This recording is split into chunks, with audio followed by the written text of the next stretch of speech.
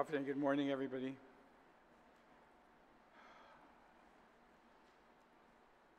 When we recessed last evening, I believe, Madam Vice Speaker, you had the floor. You were going to make an amendment. And we were trying to get confirmation through Senator Dennis Rodriguez, but we haven't gotten the confirmation yet on the amounts. But do you wish to make your amendment at this point, or?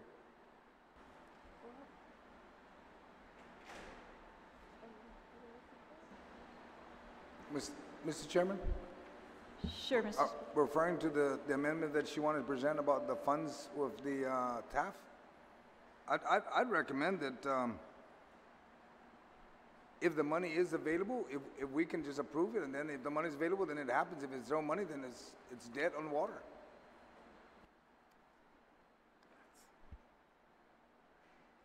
So, as long as that's understood, all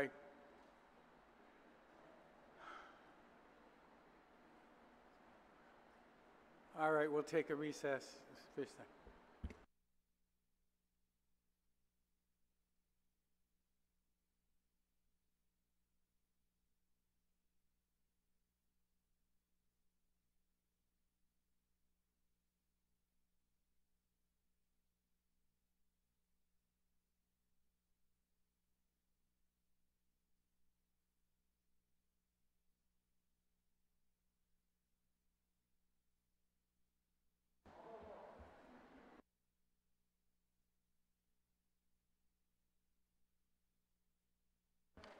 We're back on. Madam Vice Speaker. Thank you, Mr. Speaker. On page 116 of the bill, and this is for the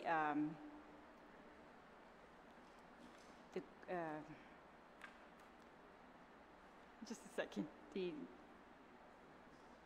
Historic Resources Division, of which is located in the Department of Parks and Recreation. They have some special needs, particularly for fiscal year 18, that I'm hoping that we can address with these single year appropriations from, right now it's the GVB Cultural and Sports Ambassador Fund, which has been reported to have a balance. We've also appropriated them $200,000 for this year, so this would not affect that appropriation. This would not affect any of the outstanding grants that they have made. But this is the fund. I mean, the program, I think, just got off to a slow start. So there is some money left over in that fund, and so I'm asking that it be used for these purposes, Mr. Speaker. And so. The floor amendment's been passed out. I would ask that we vote on all of them at once. One is to provide funding for 2 additional historic preservation officers. Right now, most of the positions up there are federally funded. These would give them 2 Guam-funded positions, and particularly for enforcement, Mr. Speaker, they have no one available right now who can go out and really enforce our historic preservation laws, because everyone is full-time reviewing all these plans that are coming in. As you know, there are huge projects going on Guam right now, and so they have absolutely no staff who can go out there and prevent any more destruction to our ancient sites in particular, which are very vulnerable. And sometimes they find out when somebody's driving along and calls up their office and tells them, are you aware that they're digging in this area? Sometimes that's really the only way they find out. So this would help to get somebody out there aware of all the projects that are going on and able to really oversee and enforce so that historic sites are not destroyed. The next project, Mr. Speaker, is for an assessment of historic properties eligible for or listed on the Guam Historic Properties Inventory, with emphasis on pre-contact sites and latte sites. As I said, these pre-contact and latte sites are extremely vulnerable right now. It's part of their mission up there to do these surveys, but lack of funding, they haven't been able to do the surveys regularly. The last survey that was done was in 1972. There's a beautiful book that they produced that shows all the sites that they could find, their quality of them, whether they were, of course, they were all eligible, and it showed the vulnerability of each of these sites. But that was in the 1970s. So of course, there's been much impact to many of these sites, and the SHPO believes that, and the Guam Preservation Review Board believes that this is a priority to reassess these sites now, so that we can all be appraised of the risk that they face, and if there's any protection that can be done. That's what the survey will show us.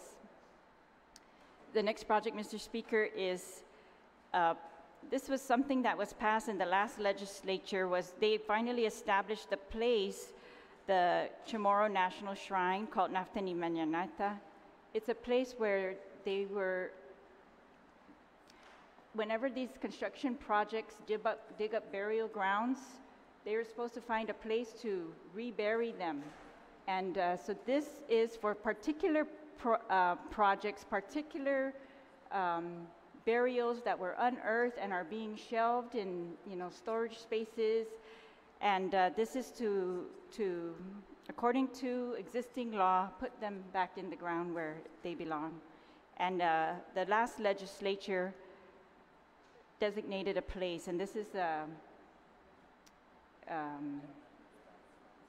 I want to call it Oka Point, but it was property under the jurisdiction of the Chamorro Land Trust. So this is just to get that started, to begin that shrine, so that those bodies can be re-earthed. And the last project, Mr. Speaker, is the one I'm really excited about. It's really just a small amount that we're appropriating towards this. It's not going to complete it, but it's really just to do that assessment as to whether we have a chance at all to get included under the UNESCO World Heritage Site. As you know, the Rock Islands in Palau have been designated a UNESCO site. The Nan Mandal in Pohnpei has been designated a UNESCO site, and these people up there with the expertise believe that we might have a chance, so they want to pursue that. And I thought that $15,000 was worth pursuing in that regard, Mr. Speaker. So I ask my colleagues for their support of these. Thank you. Thank you very much. I think first, in order for everybody to understand, this is not from the 2018 Sports Ambassador appropriation that That's we just correct. approved yesterday. And we asked the oversight chair to confirm for us if there is indeed a fund balance, and I will allow him to make the report so that Thank you very much, Mr. Chairman, and good morning. So in consultation with GVB on the Sports and Cultural Fund, that there is over 500,000 balance in that account. However, they do still have pending payments that need to be paid. But I believe this is 290. I believe that the 290 is an amount that this fund could handle. They don't expect to pay out that amount and to be depleted. So there is funding there for this. okay. Senator Morrison, then Senator Lee. Thank you, Mr. Speaker. Mr. Speaker, I rise in support of these measures. I know we worked with the body or worked with this legislature in the past to create the Sports and Cultural Ambassador program. However, I want to register my concerns with regards to understanding that this program, as the Vice Speaker mentioned, got off to a slow start, and the reason for that slow start was the development of the rules and regulations, and to guide how the GVB administers the program. There is demand, Mr. Speaker. There is a demand. There is a list of all the participants that are now moving forward, providing their applications in advance to the Guam Visitors Bureau. The online application is my understanding is the increase in downloading the application is very high now. We're seeing that the awareness is building, and we're seeing a lot of these sports ambassadors, culture ambassadors, national teams, organizations that would normally come to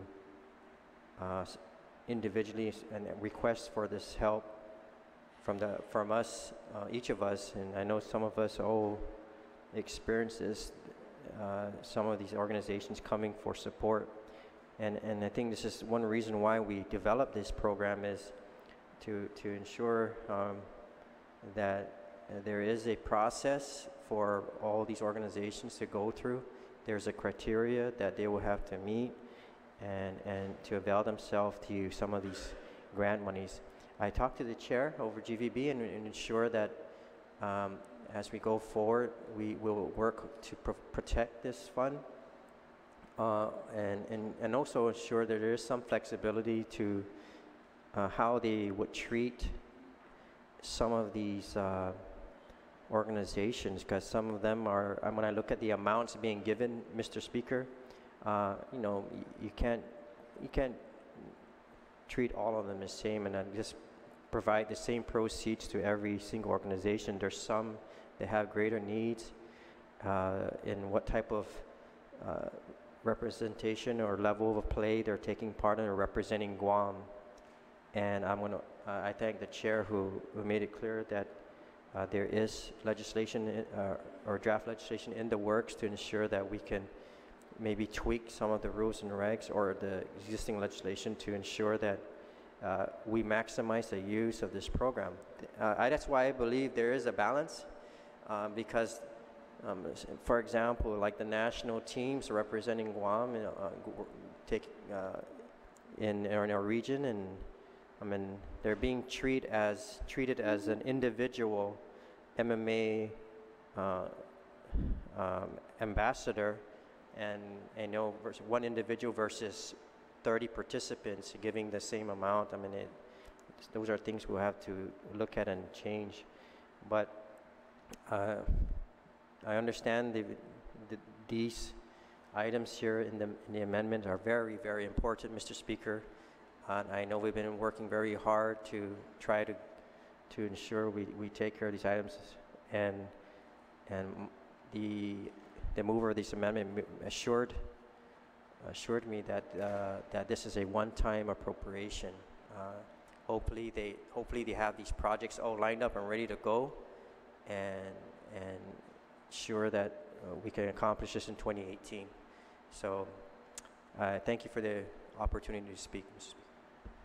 Any other senator? Senator Lee, and then Senator Torres.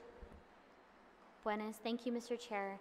I want to thank the mover of this amendment. I think a number of these items are necessary, but I do share the concern that was raised by the retiring speaker that this money has been set aside for our Cultural and Sports Ambassador Fund.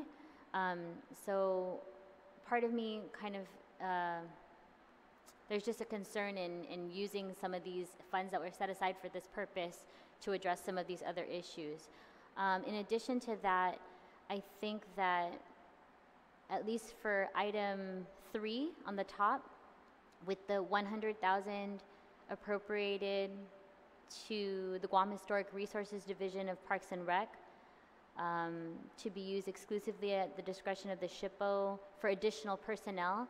My question is, what would be the plan for this $100,000?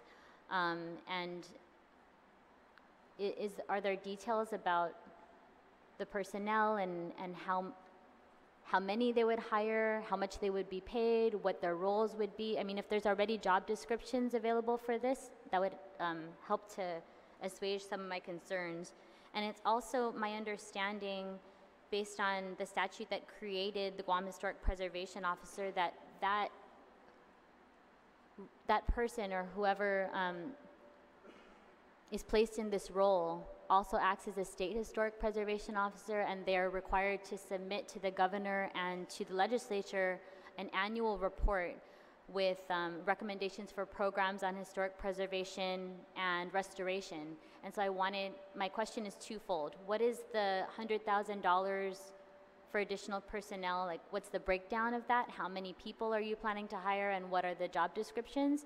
And has an annual report and budget been submitted to the governor and the legislature per their statute? Thank you. Do you yield? Please. Yes, this amount is at the request of the Historic Resources Division. I think in the past, the legislatures have tried to give some additional money for this particular purpose, but because of they're under Parks and Rec, sometimes it doesn't necessarily get to that division, so I wanted to make it very clear that it's going to go to that division. With the approval of Historic Preservation Review Board, this would fund 2 historic specialists, is what they're called, and so right now they've got a Historic Preservation Officer, which is the SHPO, a state archaeologist, a historian, and an historic specialist. And as I said earlier, these people are spending all their time right now reviewing all the plans that have been submitted and trying to get those processed, because they are also under deadlines. Otherwise, all of the review is default approval if they don't get to them. So they've really been challenged, and I'm hoping that these 2 people will help them, but also address the whole other mandate of that office, which is for enforcement and prevention.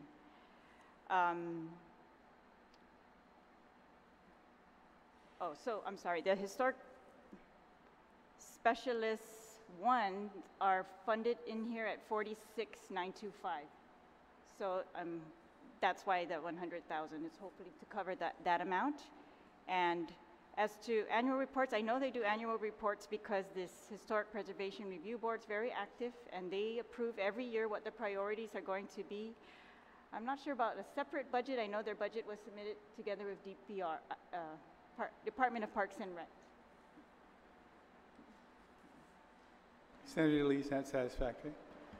Thank you, Mr. Chair. I just want to go on record and say that I do support the other points that are laid out in this amendment. I think it's important, the construction of the Chamorro National Shrine and ensuring that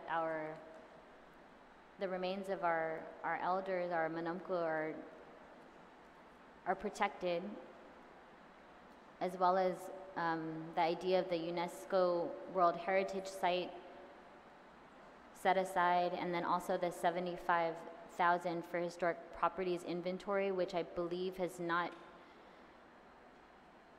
I agree that the State Historic Preservation Office and the Guam Historic Preservation Office, they need a lot more help. The last few times that we've had them in here for informational briefings, it was clear that either they didn't have the resources that they need to fully comply with their mandates, or it just didn't seem to me that they had a full grasp. It almost seemed to me that members of the public had more information of some of the things that the SHPO and their office were supposed to be doing. And so I'm just very concerned that I'm just not, I just have a concern with this, with giving them additional personnel if they're not able to, at the very least, provide us with the report, their annual report, and if the board has seen I'm not sure if the Historic Preservation Review Board has seen this request for additional personnel, if they're on board with this. Have they analyzed their needs? Have they come to us and say that this is what it's required for? And then also the idea of using the Cultural and Sports Ambassador Fund for this purpose. And so, I'd have to object to this amendment in the whole, just for that particular section. Thank you.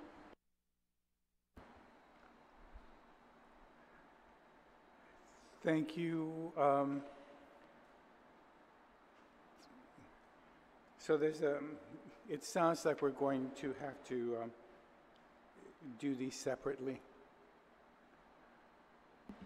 Mr. Chair, I think there was someone else that wanted to speak before you make a recommendation to parcel. Pardon?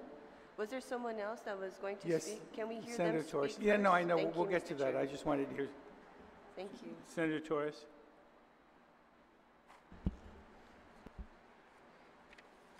Mr. Speaker, ungan mag-airo support this na amendment sa angin siguruhid na man malaguhid maputehi sa defendi I kultura sa ni tanotan sita manai salapi lo guahad no un questione malago na may faisen si Senadora Terlahi.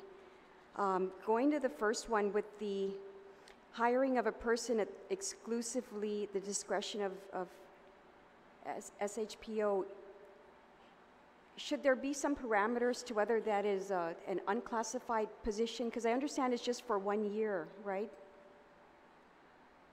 The 1 year is to specify that, we were trying to come up with language to specify that it's only going to be funded from this fund one time. That's it. So it would After be, that, it's on so the it's someone- board for the, so it's someone in the unclassified position, and it'll be almost like a contractual thing that is solely at the discretion of this office. I'm just trying to understand the relationship with this one hire for this limited term, the relationship with the Director of Parks and Recreation, for example.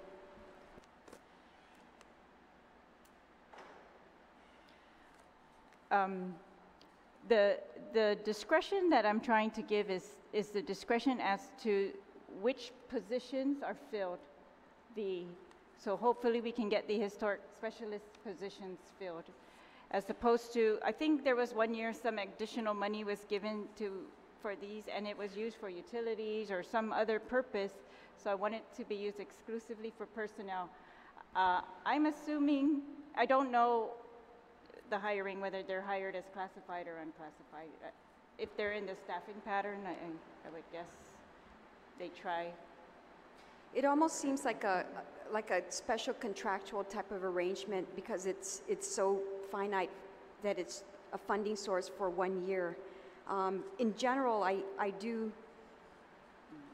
would support it. I think that maybe those parameters have to be a little clearer, but I think overall, though, you know, we have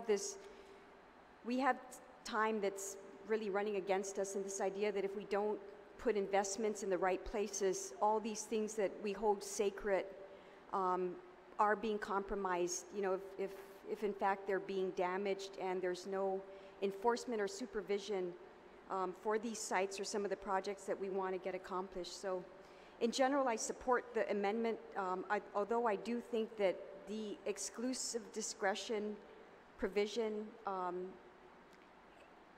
and the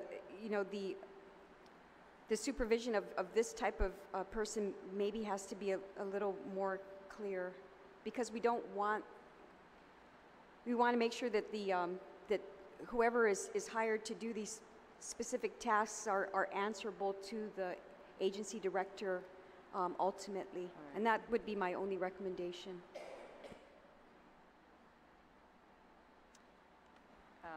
Thank you. There's 4 things, and it sounds like there was an objection to 1. Senator Nelson, did you wish to be heard?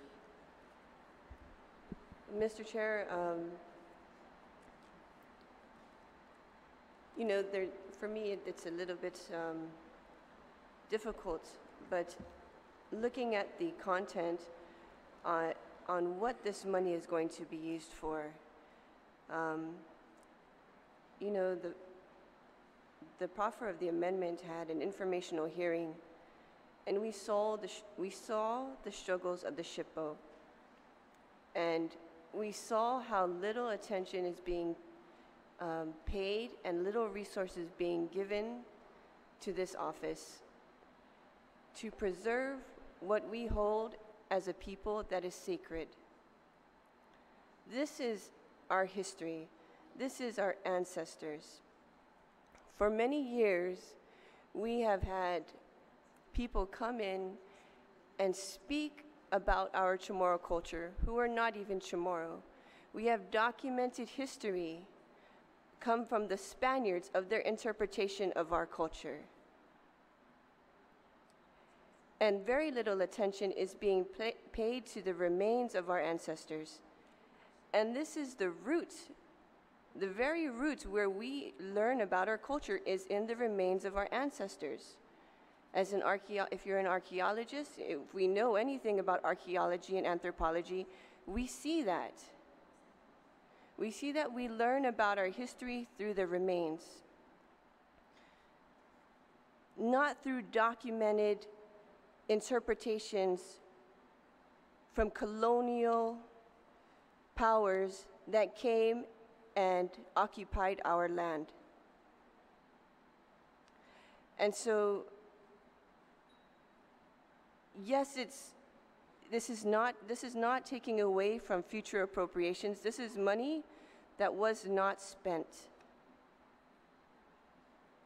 And so I humbly ask, I thank the proffer of this amendment, and I humbly ask my colleagues to support it, to preserve our culture, to understand where we are as a people and where we came from, and not from a colonial perspective.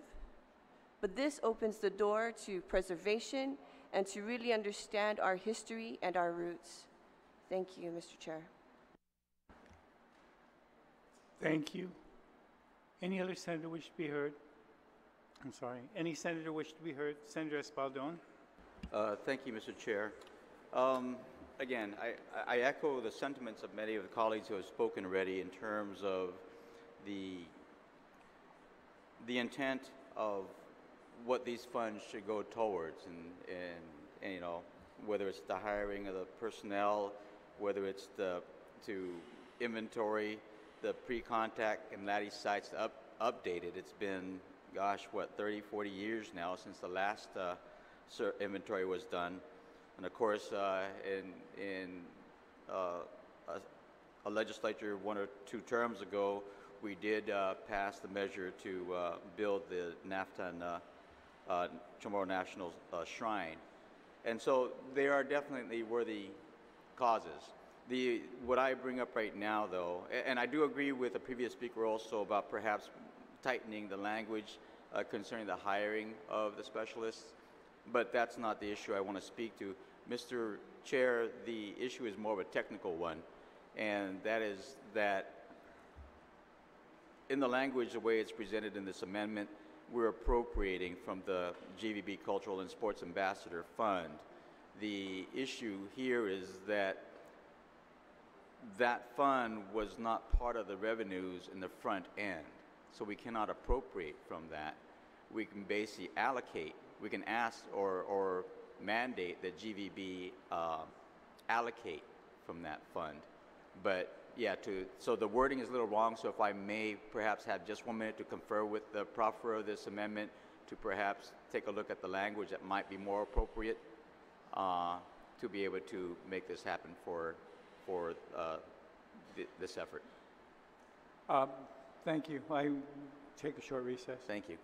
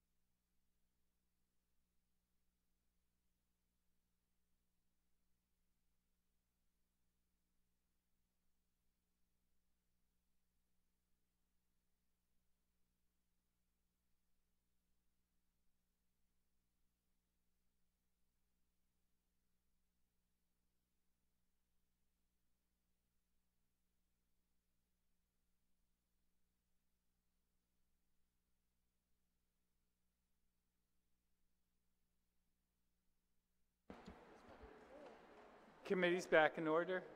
Senator Espaldon, thank you.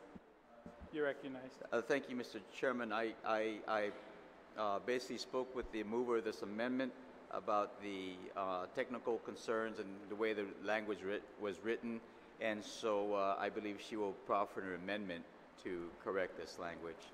Thank you, Mr. Chair. Thank you, Mr. Chair. Yes, I would like to amend all of these where it says GVB Culture and Sports Ambassador Fund to read the unexpended GVB Culture and Sports Ambassador Fund balance. To add the word balance, especially, Mr. Speaker, so unexpended balance in all of these. Thank you. Any objection to the to amending it to read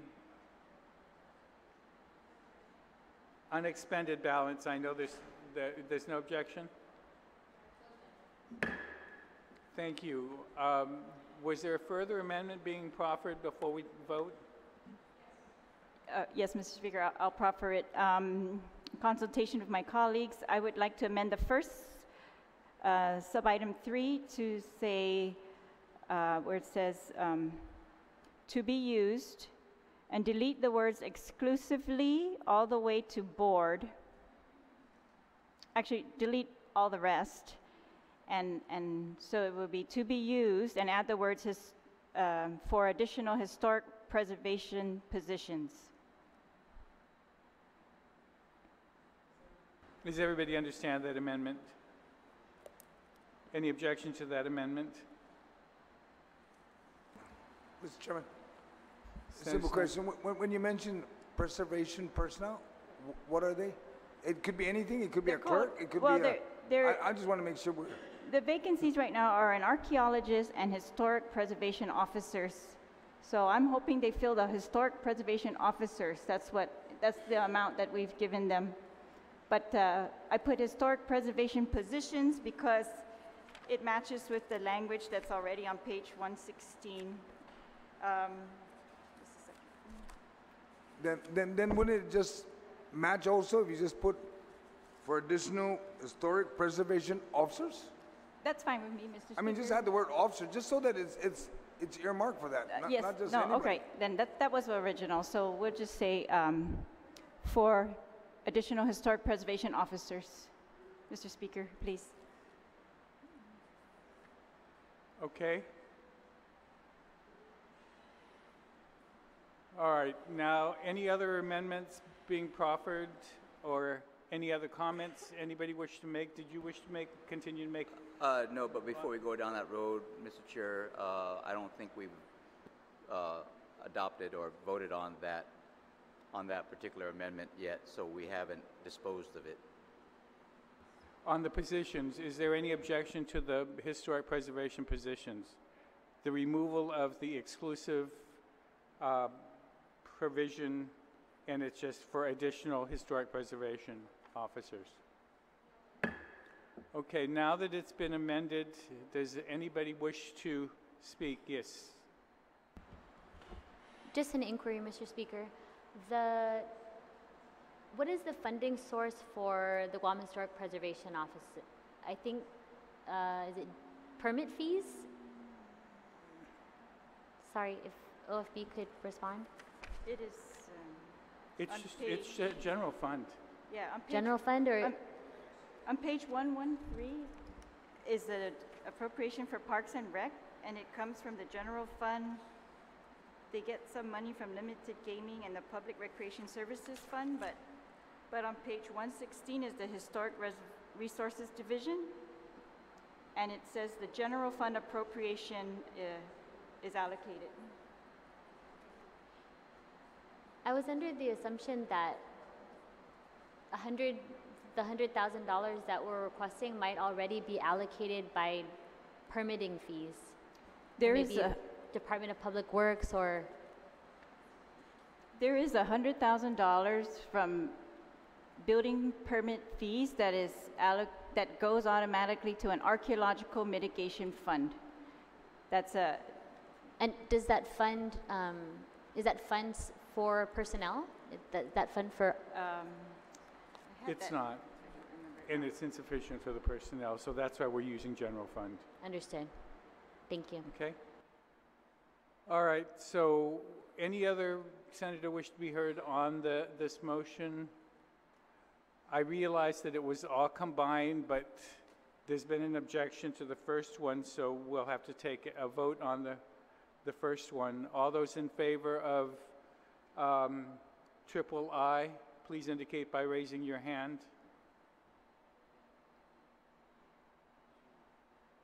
Motion passes.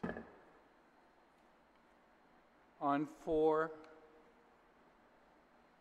is there an objection? 5, 6. Thank you. Thank you very much, Mr. Speaker. And thank you, Chairman Rodriguez, for confirming that there was money there so that... is there anything else in the GVB section before we close this chapter? Mr. Chairman? Yes. All right. Is there anything else before I close the chapter? Chapter closed.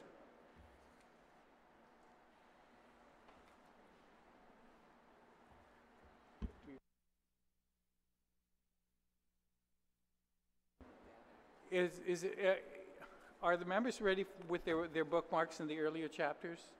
Or do you want to do it after we go through miscellaneous? Mr. Chair, I'm sorry, can you please say that again? Are some of you asked to bookmark certain sections? Are you ready to address them now before we go into the miscellaneous provisions? I mean appropriations, or do you want to wait until after we finish miscellaneous appropriations so that you can get yourself ready this afternoon when we break for lunch? Okay? After? All right, thanks. All right, we're in miscellaneous appropriations, page 169.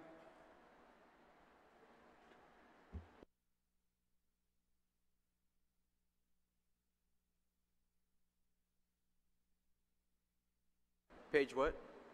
160? I have 160? 160, I'm sorry. Thank you. My vision's what, page 160? Appropriations to retirees for supplemental annuity and other costs. Anyone? Can you say that again, Mr. Chair? What page are we at? 160, the first page of miscellaneous appropriations, and it's entitled Section 1, Appropriations to Retirees for Supplemental Annuity and for Other Costs.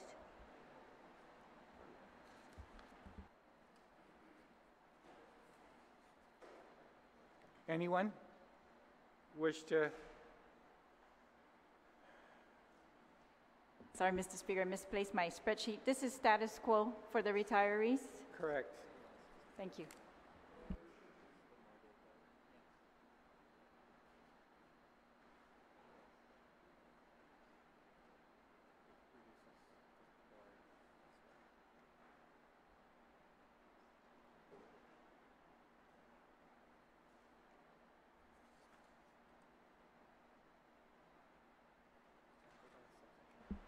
Actually, it looks like it's a big jump, is it? From 29 to 37? Oh, something jumped up on the spreadsheet. The health insurance went up $8 million. Oh, okay. So and you predict that that will cover all the costs for this year without an additional having to come back? That's the biggest jump in this budget. The retiree health insurance. I didn't get my override.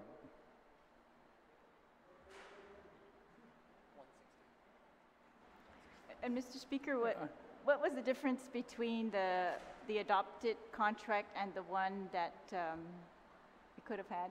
I guess the single source. Under the memo, there would have been about a $15 million savings.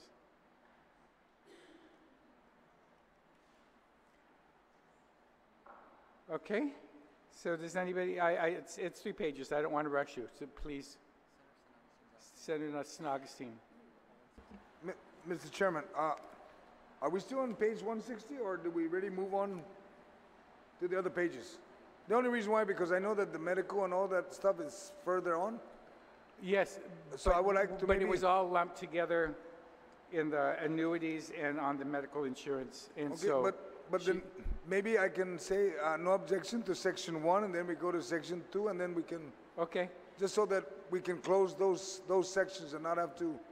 I'd appreciate that too. Thank you. But No I wanted objection to everybody sex- to have an opportunity to review it. I hope they had, but if they hadn't, I just wanted everybody to read it. Okay? Uh, Anybody on one? Mr. Chair, I don't know if this is the right time to ask, but do we have any funding source from the Affordable Care Act? Is there a standing balance? I know it was, in the past, it was an unfunded mandate of some sort, but is that covered in Section 1, the Affordable Care Act? I'm getting something that there's an X amount of millions of dollars in that fund, so I just wanted to clarify. Guam was not included in the Obamacare Right. Affordable Care Act. There was I think it's increased Medicaid amount of about 190 million to be expended, almost 200 million to be expended by 2019, and they've been drawing that down, but that's not for this section. okay. Are we addressing that in this budget? Well, we did it in public health, yes. Okay, so that 290 million went to public health. Yeah, that's Medicaid and MIP. Is that on top of what we're normally given? That was given, yes. That was a completely separate amount that was given to Guam when we didn't get included in the Affordable Care Act. Because I don't recall seeing in public health 200 million. No, because what we need is local appropriation to match, to provide the 55% if we want to increase any amount there. And the amount that public health asked for in local matching for what they spent last year is what we provided for in public health section. Okay, so that 200 million is still in public health They until we still can match have it? about 170. So we have to match our own funds here on Guam in order to receive that additional 170 million? Yes. Or to be able to use it? No, we have to provide 55% in order to. We have to provide 55 cents for each 45 cents that we get from that account. Okay, so that money is not addressed here in this bill? Some of it is for whatever we're matching in the public health section. I see, which was the offset because we received 200 million, and so we used the next one. No, there's no offset. It's there, and if we could find $200 million to match, we could have it. I But see. we need to find 200 million to match. Okay, thank you, Mr. Chair. Okay?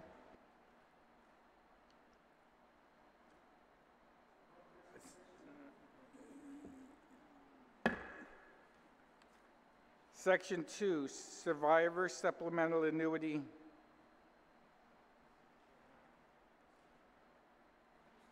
This is for the survivors' annuities. Any? Objection. No objection. Disability Supplemental Annuity.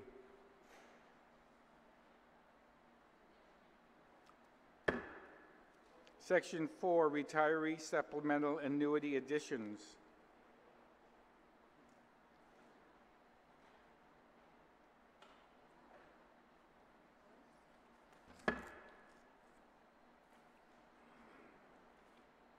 Appropriation for COLA. Thank you, Mr. Chair. I just have a question. The way I'm understanding the appropriation for COLA is if what you are given exceeds $40,000, to include the appropriation, you'll only get $40,000 as the retiree for the benefits. So, for example, the appropriation for COLA is, say, $4,500. Like, you get an additional, but you make $39,000.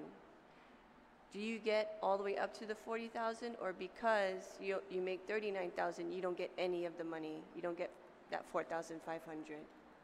About 12 years ago, I think it was in 2004, 2005, when there was that financial crisis, there was an amendment to the, and a formula was used for COLA cutoff, and that currently is in statute until such time as there is an amendment to the law that stands. And so the amount that we're providing, it's not a cutoff, but a maximum salary that you can be receiving. So just to understand the formula, if I make $39,000 and the allotment for COLA is $4,500, I will still receive $40,000. Or do I just not get it at all, and I only receive $39,000?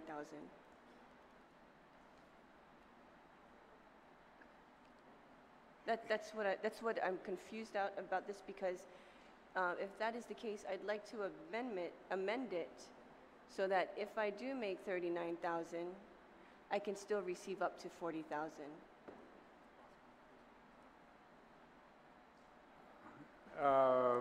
If that's possible. Mr. Chairman? I don't know if I can do that. Are we talking about the COLA? Yes. Yes. The COLA is a set amount, $2,000 for every retiree. Am I correct? Is there any deviation from that? I mean, I'm reading it, and there's no deviation, not unless you have it written here, but it's very specific. You're talking about the exceeds the 4,000. No more than 4,000. Yeah, that's not right. I think you're talking about the supplemental annuity. Yeah. The supplement, yes, Mr. Chair. Yeah, that will have to be dealt with in separate legislation to amend that section. Well, yeah, that's why I'm asking for clarification, to see that is that what's really happening? Is that if I'm sorry, the previous speaker, what was the amount of COLA? It's $2,000 for each retiree. Okay, so if I'm receiving $39,000 and I'm supposed to get up to $40,000, No.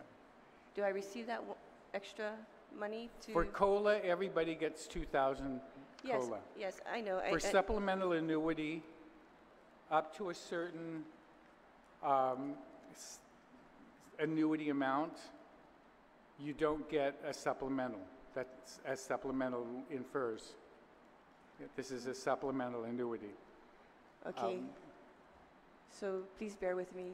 So just to understand it is, if the supplement of the COLA is $2,000 and there's a $40,000 cap, but I'm making $39,000, do I get that extra $1,000 to meet that $40,000 cap? I don't know what the number is, but the supplemental annuity is set, and if it's your intention to increase the supplement, to change that, we're going to have to find some money. And so, if you wish to introduce legislation that we can consider after we get through the budget, Okay. to amend that statute, you may. Okay, so to understand that, it's basically saying that if I don't meet the supplemental, if I exceed the supplemental annuity cap with the additional appropriation or with the additional COLA, then I do not get that COLA, that $2,000. No, COLA and supplemental annuity are separate. Yes. Everyone, regardless of how much they make an annuity, gets $2,000. Okay? Yes. Okay, because the reason. But supplemental annuity as the title infers. Yes. If you're making more than a certain amount, you don't need a supplement, or you don't get a supplement. But everyone does get COLA. Everybody gets a $2,000 COLA in Okay. October. Okay? Thank But, you, Mr. Chair. If you wish to amend that, Yes. the supplemental annuity, Yes. I think there are other members in the legislature that are thinking about it, and you Yes. probably should quickly Okay. get that legislation, and we'll discuss it and discuss the budgetary implications so that we can include it in the future budget law. But right now, it has been the same for the last 12 years. And Yes, I would like to see if we could work with the body to get the supplemental annuity amended okay, in at legislation. Thank you, Mr. Chair. separate legislation, please. Yes. Appropriation for COLA 5.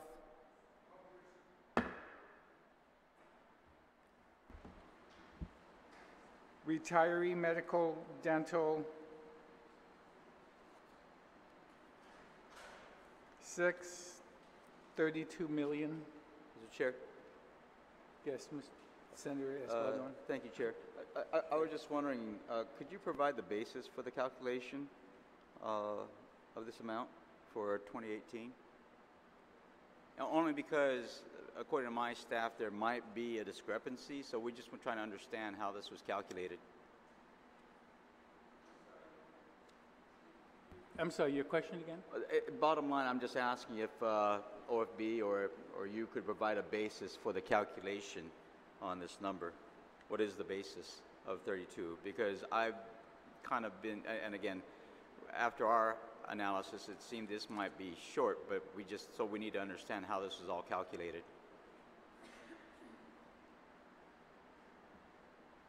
Let me take a short break. Thank you.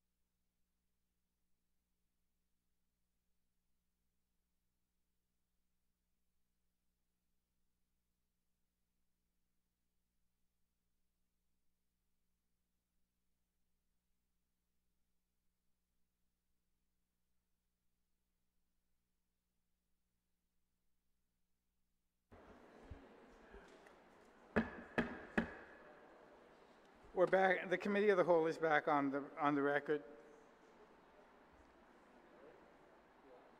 Senator Espaldon.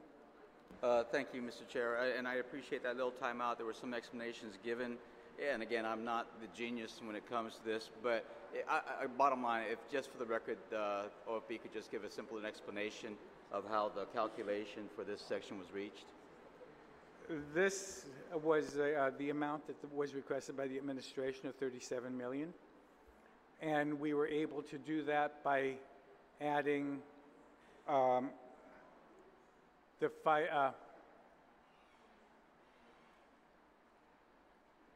participating contract amount of $5,225,820 and appropriated from the general fund $32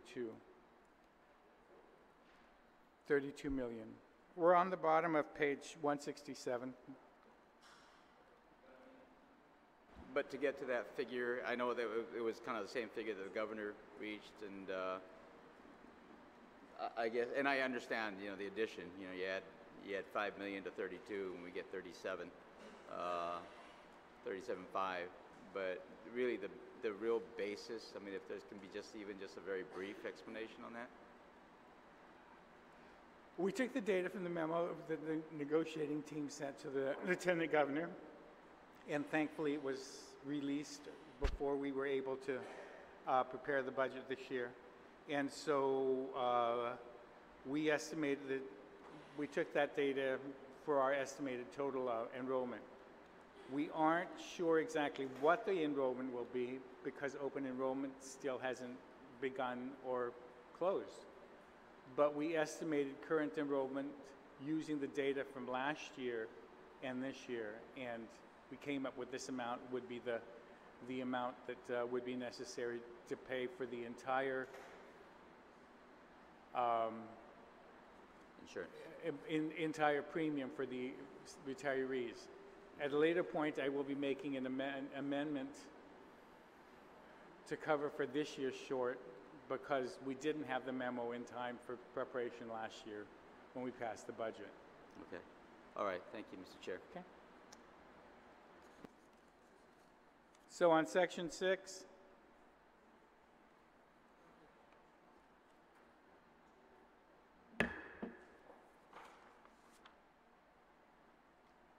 section 7, appropriation for the Teeds and lease.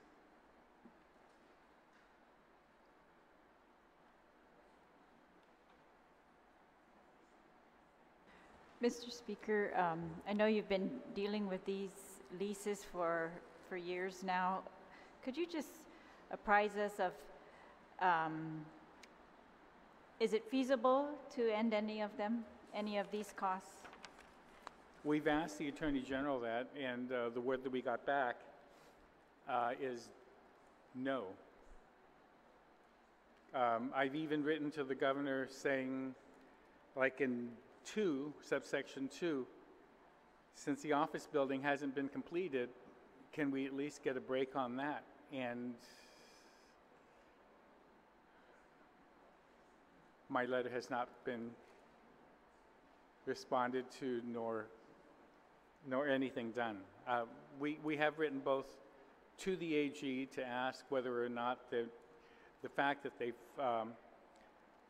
that the lease, the agreement has not been fully complied with, that if we could break it, and I've written to the governor and asked that can he negotiate us some savings, and unfortunately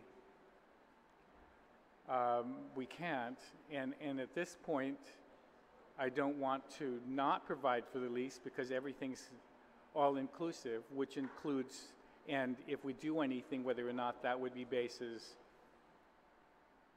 to evict our students that are currently in school there. So. Thank you, Mr. Speaker. And thank you for your efforts in that regard. Thank you. I keep trying.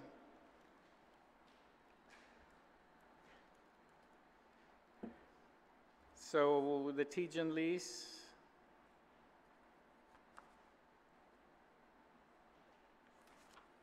Anything?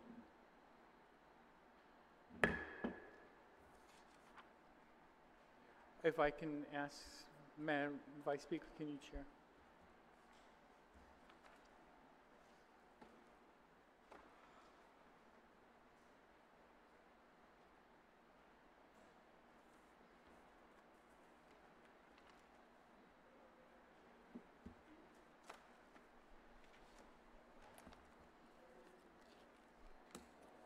Mr. Speaker, you are recognized. Thank you very much, Madam Chair. Madam Chair, I've distributed an amendment for an appropriation for the retiree medical, dental, and life insurance for FY17.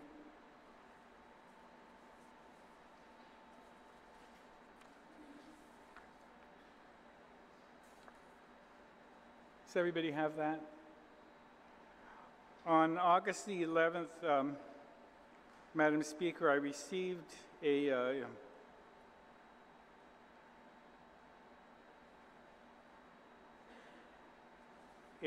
email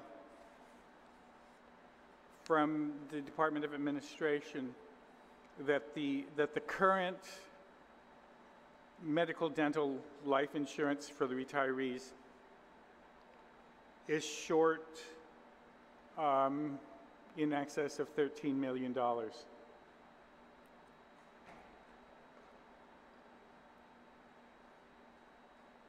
I've also been receiving letters from the 3 insurance companies that they haven't been paid their insurance premiums since April. The insurance companies have been very gracious in continuing to cover our retirees, and but just recently they've been getting a little antsy about whether or not we're going to cover this shortfall of about $13 million.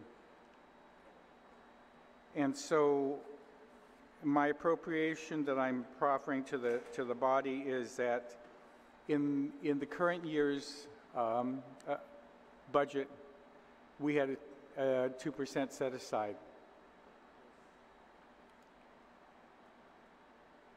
And so what this amendment does is authorizes that amount, or appropriates that amount, to be paid for the medical, dental, life insurance of the retirees. And the reason that we didn't have the right amount in the last appropriation was that we did not have the memo from the negotiating team at the time that we passed the budget like we did this year.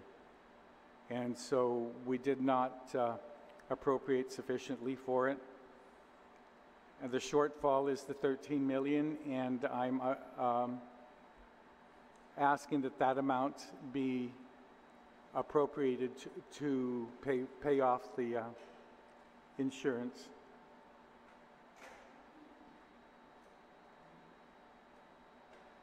On the amendment, does anyone wish to speak?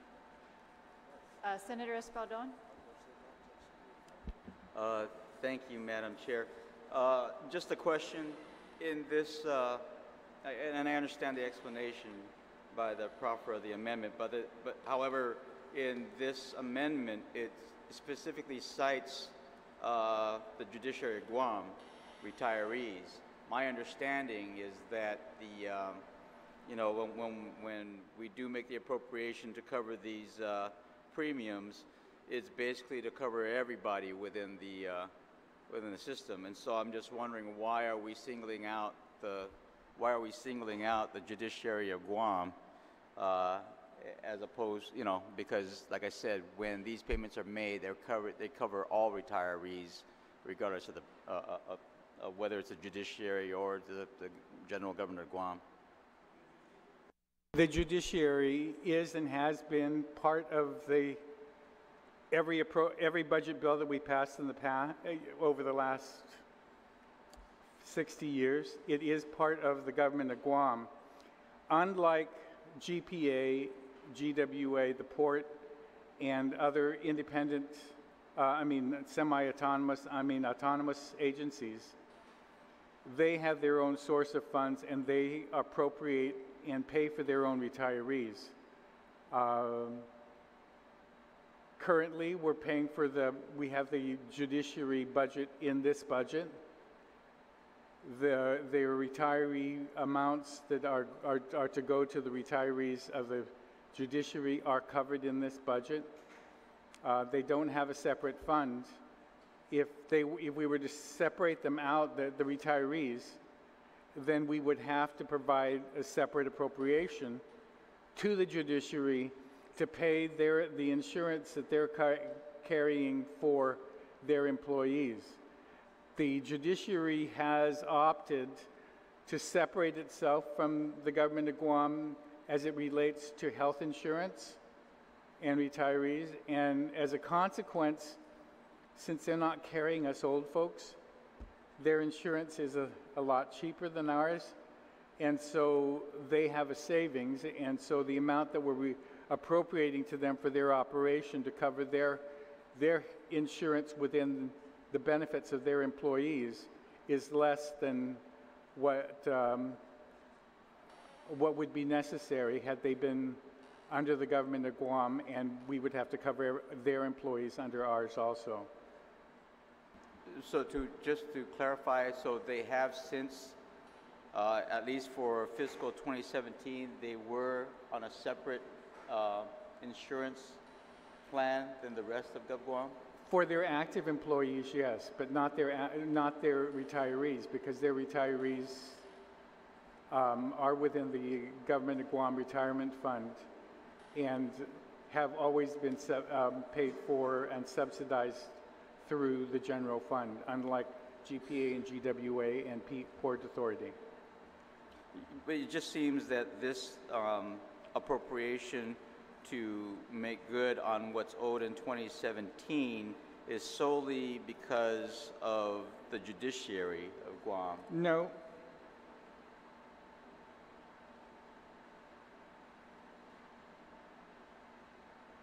Well, because it reads, for the sole purpose of paying retiree group medical and dental insurance premiums and coverage and life insurance subsidy for judiciary of Guam retirees.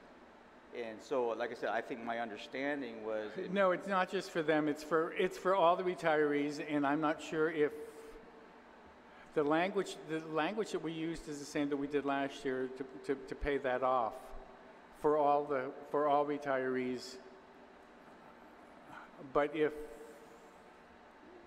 legal counsel, unfortunately, we just used the language that we did last year, which was sufficient to pay it off. And, I mean, it was good enough to pay it off, but I think now that you're asking whether or not they're going to just say the judiciary. Right, and that's my only concern, because we seem to be highlighting this just the judiciary. It's not that we're highlighting it. No, it's...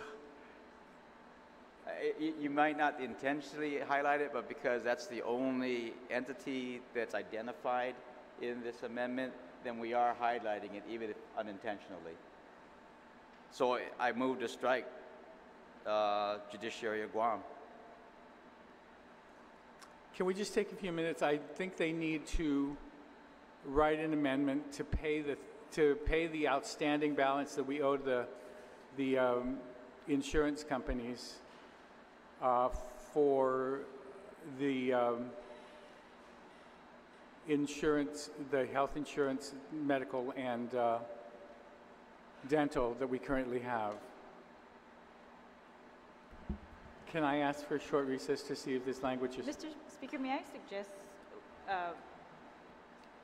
OFB's pointed out this is slightly different than last year's language, and maybe you want to use last year's language? And that's the purpose for the request for the recess. Okay, all right, we'll recess for 1 minute. Thank you.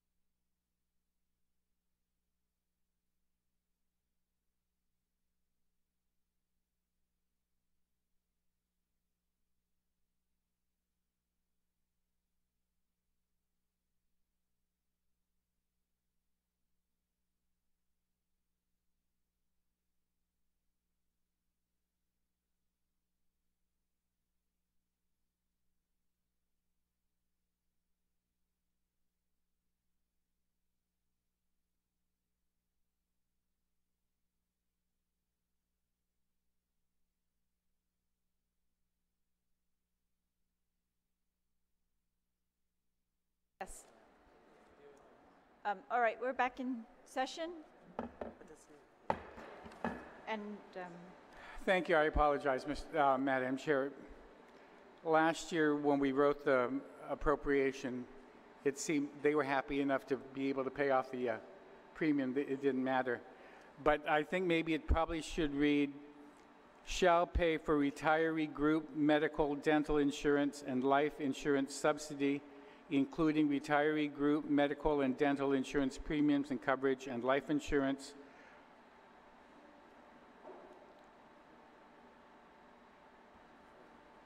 for Judiciary of Guam. If I could suggest that everybody follow along on page 168, section 6C, very similar language in this current budget we are going to adopt for 2017 shortfall. I'm sorry, on page 168, section 6C. C. I'm probably looking at the wrong copy now.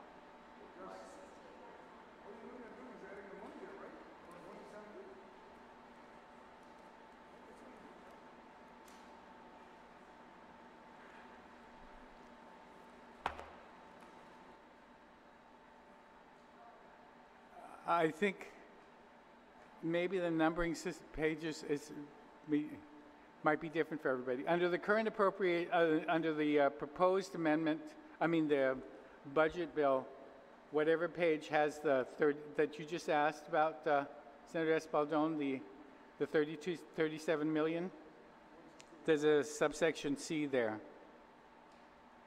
Page 168. Okay. Thank you.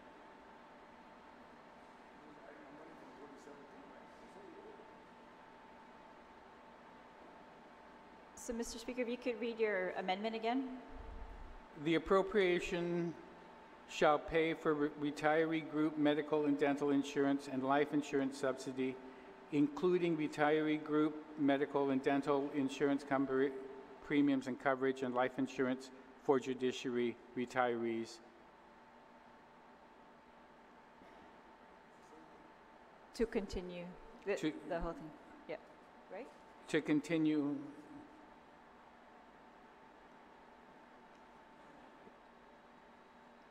Okay. To continue existing programs currently contained in the semi-monthly payments. All right.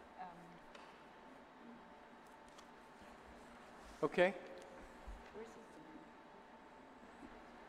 All right. It should be for both. To be clear, so the Speaker's amendment, I'm going to read it one more time. Appropriation for retiree medical, dental, and life insurance premiums in FY17. The sum of $13,903,510 is appropriated from the fiscal year 2017 general fund revenues to the Government of Guam Retirement Fund for the sole purpose of paying retiree group medical and dental insurance premiums and coverage and life insurance subsidy, including retiree group medical and dental insurance premiums and coverage and life insurance subsidy for Judiciary of Guam retirees, to continue existing programs currently contained in the semi-monthly payments. The appropriation in this section shall not lapse and shall continue in fiscal year 2018. Madam Chair. Senator Sinogson. I have a question. On page 168, on subsection C, that's line 9, it already has that for 2018. So you just wanted to add the revenue of 2017, right? Couldn't you just incorporate it there and just amend that? Isn't that what we're amending? Just adding the 13 million? If that's what we're doing, just that, man. You don't have to. That's a whole section. The verbiage are still the same. You're just asking for. But I think he's trying to be clear where the 13 million is coming from, so we need the whole language. We need it to say it's from the fiscal year 2017 general fund revenues, which is different than what's in subsection 3. We're using 2018 revenues. This amendment is using 2017.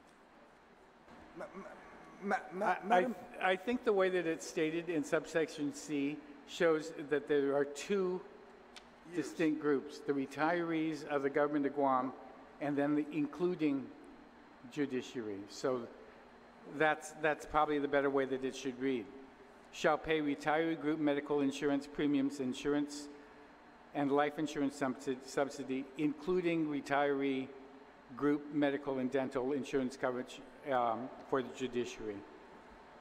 Mr. Speaker, if I may, I believe the senator's question really points to whether or not this appropriation is for 2018, or as I believe to understand it, it's really to pay for the shortfalls for 2017.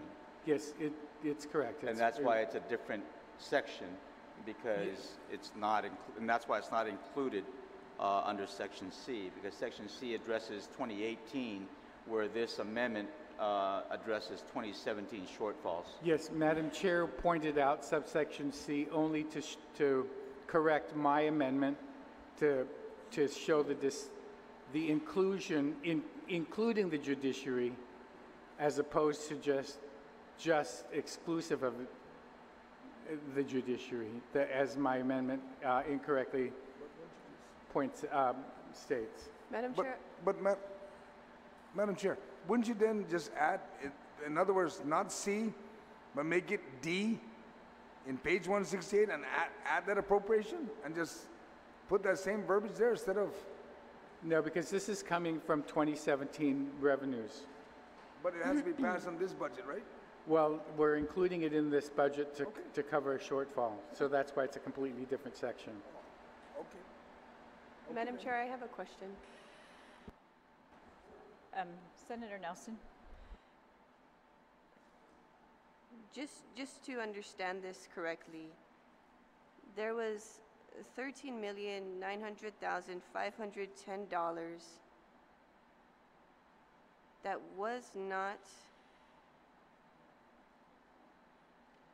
was short to paying specifically the judiciary retiree group? No, all the retirees and the judiciary, all of them. So all of them were short Yes, this amount? correct, for 2017, the current fiscal year. So if all of them were short for this amount, if all retirees, I don't know how many retirees we have, maybe like over 30,000, if all of them were short $903,510, why are we only specifically stating for judiciary of Guam?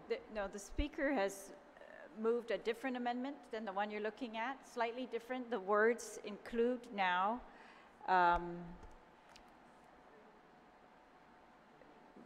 after Government of Guam Retirement Fund, it now reads for retiree group medical and dental insurance premiums and life insurance subsidy, meaning for everybody, and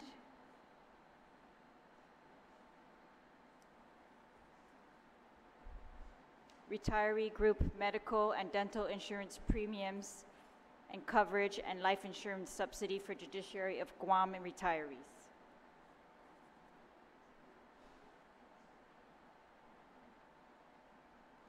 And then the rest of the speaker's amendment is correct. I guess I don't understand, why are we still highlighting judiciary of Guam if judiciary of Guam still falls under Government Guam Retiree Group? That's just my question. I don't understand that. Mr. Speaker, do you yield? Unfortunately, the group that has retired from the judiciary in the last 30, 40 years is still covered under the current insurance policy, and we're not taking the current budget, the current insurance for the active employees of the judiciary does not include them. And so we have to continue to cover the judiciary retirees under our budget. And so it should be two groups, the Government of Guam executive and legislative employee retirees and the judiciary employees. If we can get believe your amended amendment covers both groups. It's clear now Okay. there are two groups, all retirees and all judiciary retirees. Okay. On that amendment, are there any other? I'm sorry, I Yeah, have, okay. I have another Senator question. Nelson.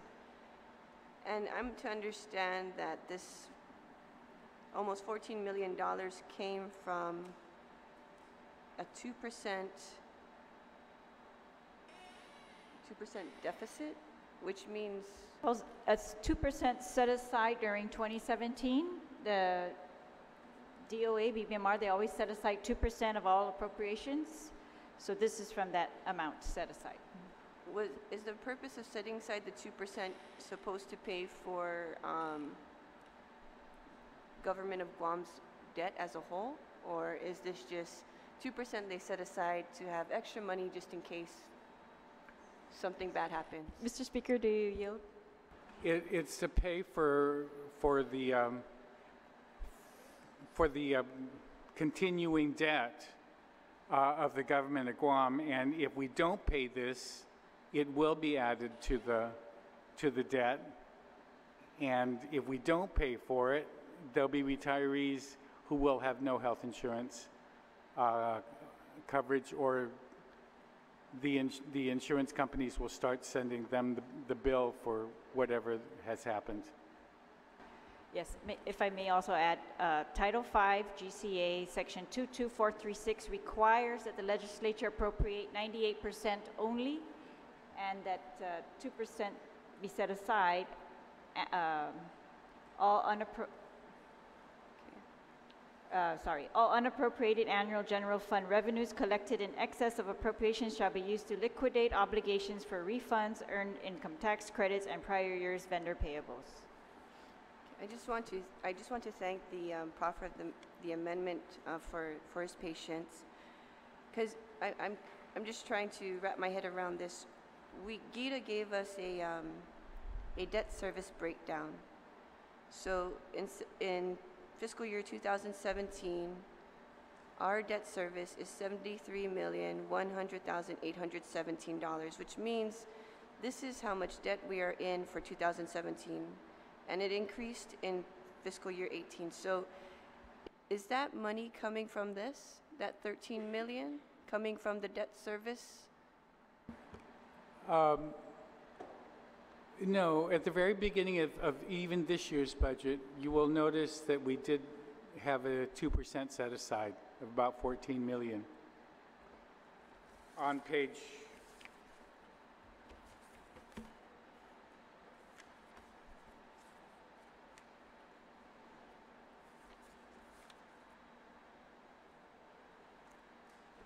Page 3, line 22.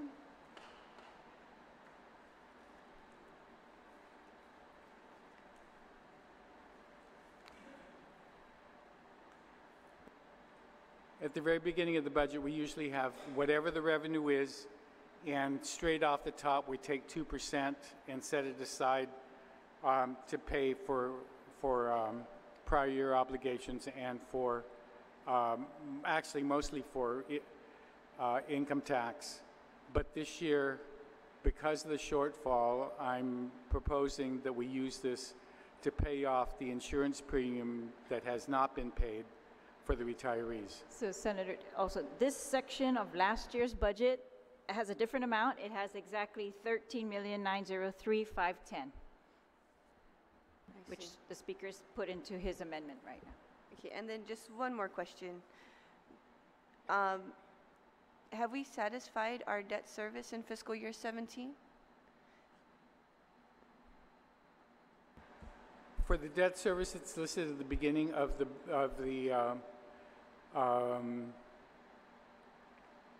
budget bill. The bank, as the fiduciary, takes a trustee. As a trustee, takes the money, takes the cash to pay the outstanding debt service before it gives us any money. So that's the first thing paid. Yes? We have satisfied? Okay. Okay, thank you. On the Speaker Cruz's amendment, any objection? If no objection, so ordered. Any other amendments to this chapter? All right, we will recess until, Mr. Speaker, 2 o'clock. Thank you.